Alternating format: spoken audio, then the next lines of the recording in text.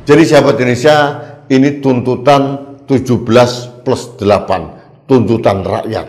Menurut saya ini lebih terukur dibanding reformasi 98 yang akhirnya banyak penumpang-penumpang gelap, banyak penikmat hasil reformasi 98 yang mereka sendiri tidak mempunyai mindset sebagai reformis. Saya berharap DPR, pemerintah, dan lembaga-lembaga yang disebut tadi responsif dan absorbtif, bukan sekedar mendengarkan tapi menindaklanjuti.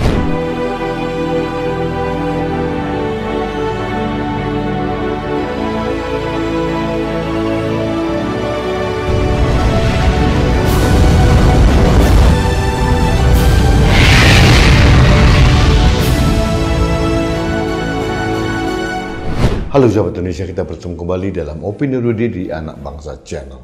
Sebelum Anda mengikuti Opini Rudy, mohon Anda berkenan untuk subscribe, bunyikan loncengnya, like, share, dan komen. Karena dukungan Anda sangat berarti buat kami dalam menjaga Indonesia. Sahabat Indonesia, beberapa hari terakhir ini kita agak tenang. Suasana mereda di berbagai kota di Indonesia termasuk di Jakarta.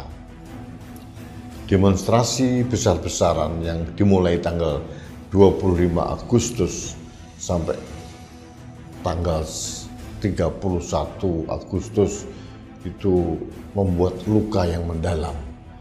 Demonstrasi yang awalnya murni menyuarakan aspirasi rakyat karena terpicu oleh ulah beberapa orang DPR RI sehingga tuntutannya adalah bubarkan DPR, dan kemudian ada beberapa tuntutan-tuntutan yang lain itu tercemari dengan tragedi meninggalnya beberapa orang. Yang dipicu pertama kali adalah meninggalnya driver ojol yang bernama Afan Kurniawan yang dilindas oleh mobil rantis Barakuda Brimopolri. Para pelaku sekarang sudah mendapatkan ganjaran, dicopot dari kepolisian dan mungkin akan menghadapi tindakan pidana di proses pidana di pengadilan. Tapi bagi saya mengapresiasi langkah Polri yang terbuka untuk menyampaikan kepada publik proses penyelidikan sidang kode etik maupun proses-proses hukum yang lain. Setelah Afan ternyata banyak lagi korban. Saya kemarin mengutip 5 orang. Ternyata dari rilis Komnas HAM total yang meninggal itu berjumlah 10 orang. 10 orang ini luar biasa banyak. Saya ingin menyebutkan satu persatu orang-orang yang menjadi martir demokrasi. Yang pertama adalah Afan Kurniawan di Jakarta. Yang kedua Sari Nawati Makassar. Kemudian Saiful Akbar Makassar. M. Akbar Basri di Makassar.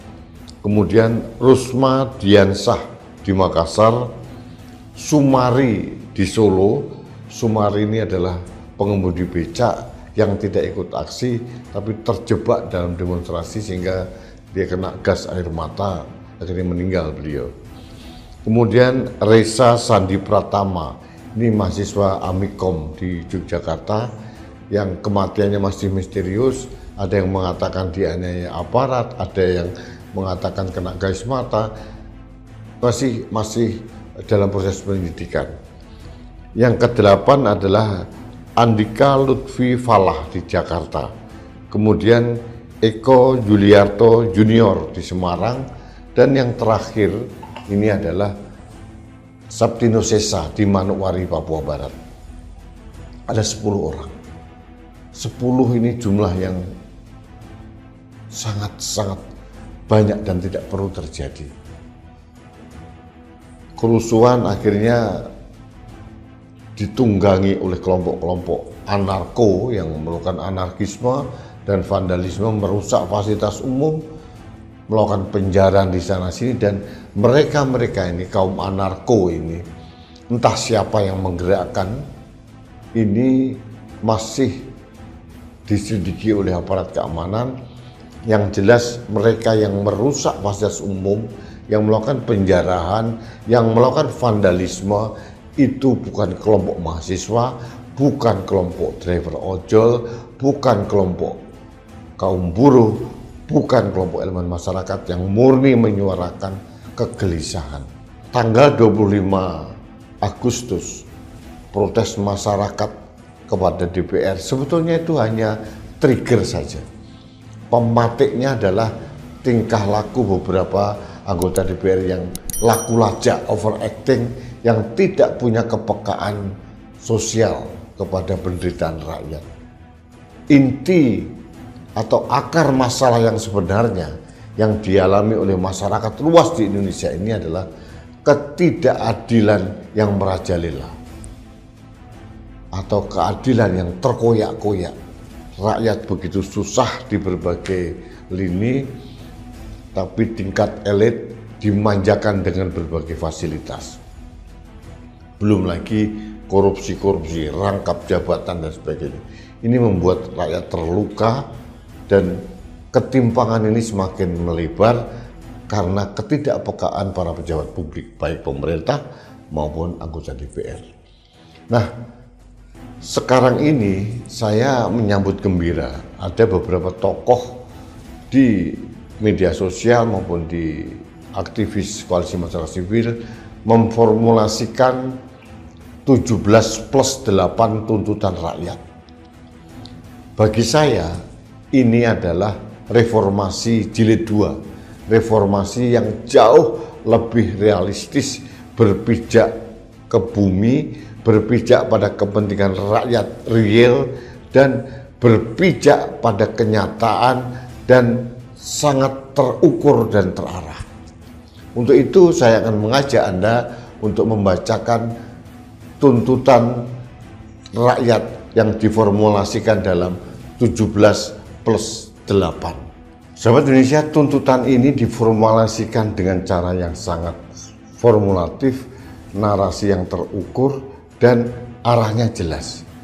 Yang pertama, tuntutan jangka pendek. Ini deadline-nya hari ini, hari Jumat, tanggal 5 September 2025. Tuntutan jangka pendek kepada Presiden Republik Indonesia. 1. Tarik TNI dari pengamanan sipil dan pastikan tidak ada kriminalisasi demonstran. 2. Bentuk tim investigasi independen kasus Afan Kurniawan, Umar Amarudin, maupun semua korban kekerasan aparat selama demonstrasi tanggal 28 sampai 30 Agustus dengan mandat jelas dan transparan. Yang ketiga, ditujukan kepada Dewan Perwakilan Rakyat. 3. Bekukan kenaikan gaji _tunjangan anggota DPR dan batalkan fasilitas baru termasuk pensiunan. 4.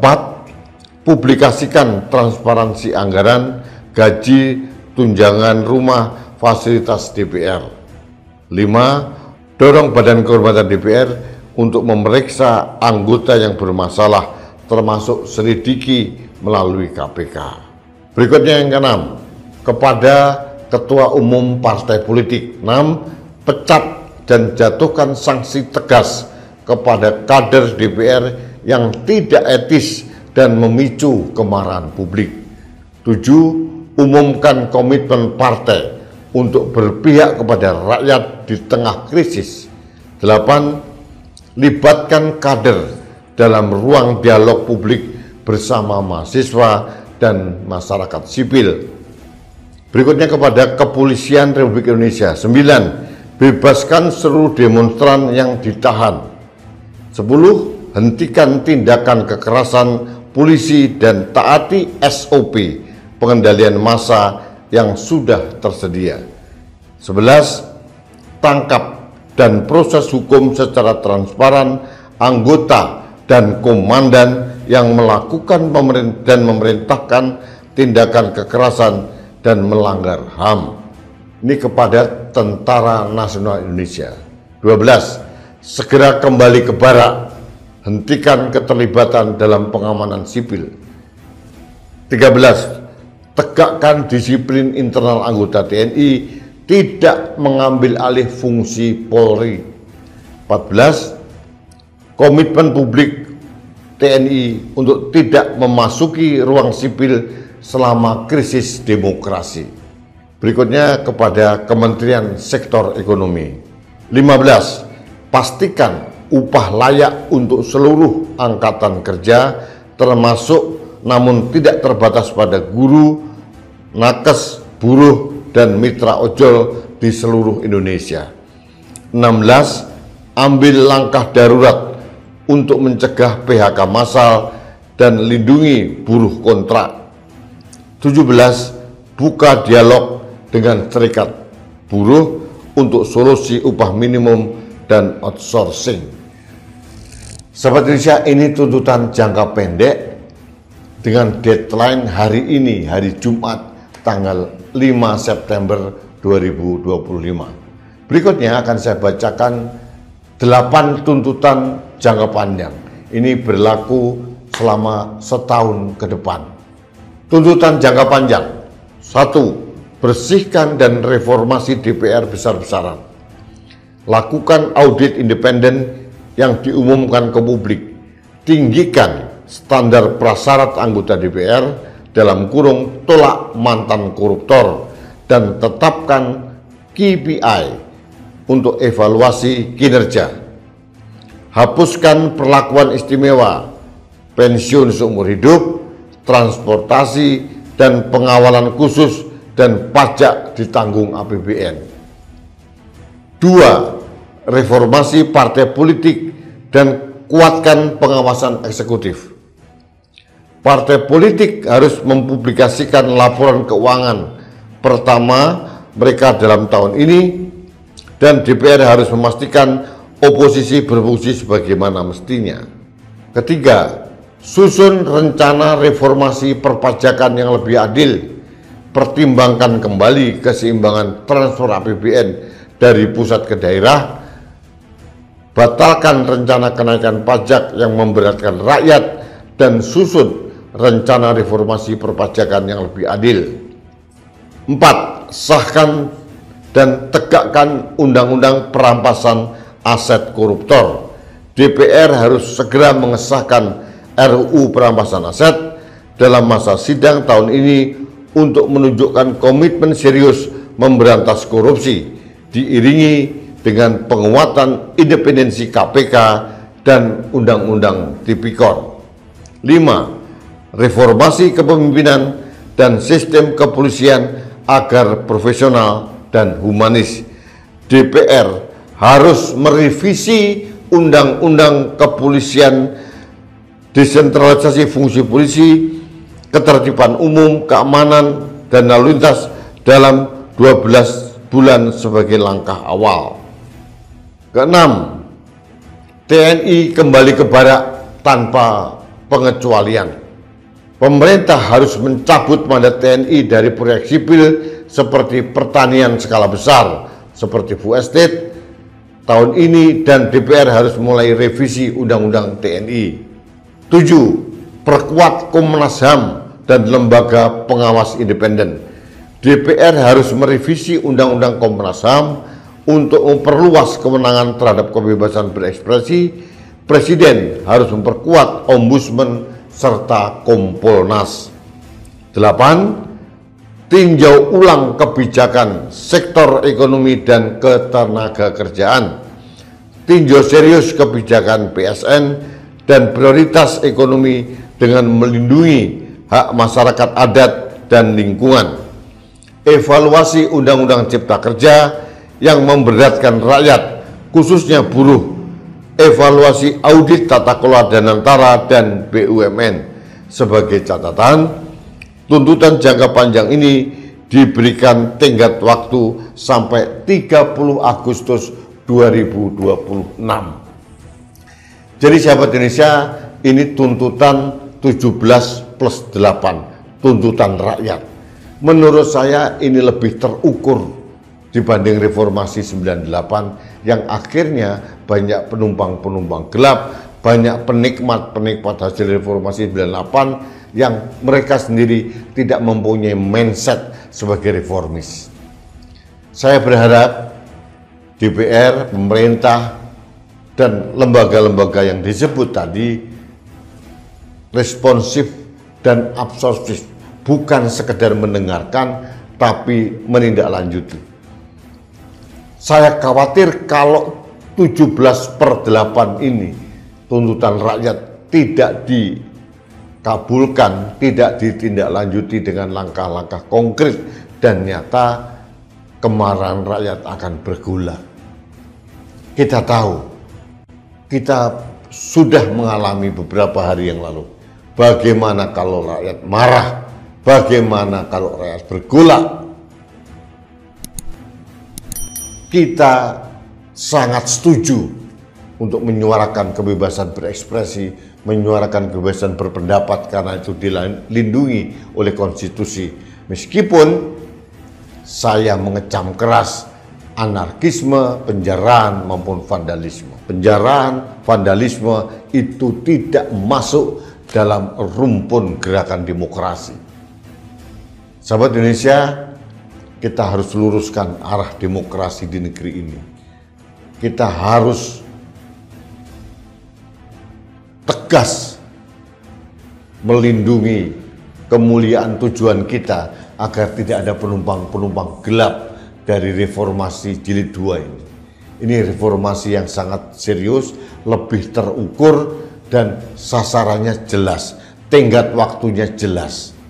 Jadi pemerintah, DPR harus segera merespon dengan cepat dan menindaklanjuti, bukan sekedar mendengar, tapi harus melaksanakan. Kalau tidak, kita bisa mengkhawatirkan mahasiswa, kelompok buruh, kelompok intelektual, koalisi masyarakat sipil akan bergolak kembali. Jadi sekali lagi, ini upaya kita untuk menjaga Indonesia. Kita semua cinta Indonesia. Ini negeri kita. Kita menginginkan negeri yang aman, damai, sejahtera. Kita tidak menginginkan anarkisme, kita tidak menginginkan vandalisme, kita mengecam penjarahan-penjarahan properti pribadi, tapi kita mendorong agar hak-hak rakyat itu diperhatikan. Pemerintah, DPR harus sadar akar permasalahan ini adalah keadilan yang terkoyak. Esensial problem dari kemarahan rakyat ini adalah ketidakadilan dan ketimpangan yang semakin melebar, semakin merajalela. Mudah-mudahan ini didengarkan. Kita harus mempunyai komitmen sama untuk menjaga Indonesia agar anak cucu kita nanti mewarisi negeri yang damai, terstruktur, sistematis, dan bersih dari para pencoleng-pencoleng politik, petualang-petualang politik, penunggang-penunggang gelap, dan kita harus mewariskan kepada mereka demokrasi yang sehat untuk Indonesia emas yang akan datang. Kalau kita gagal mengelola bonus demografi, jangan harap ada Indonesia emas. Yang terjadi Indonesia cemas. Itu yang tidak saya inginkan. Tentu saja Anda pun tidak menginginkan hal yang sama. Terima kasih sahabat Indonesia, kita bertemu kembali dalam Opini Rudy selanjutnya. Sampai jumpa.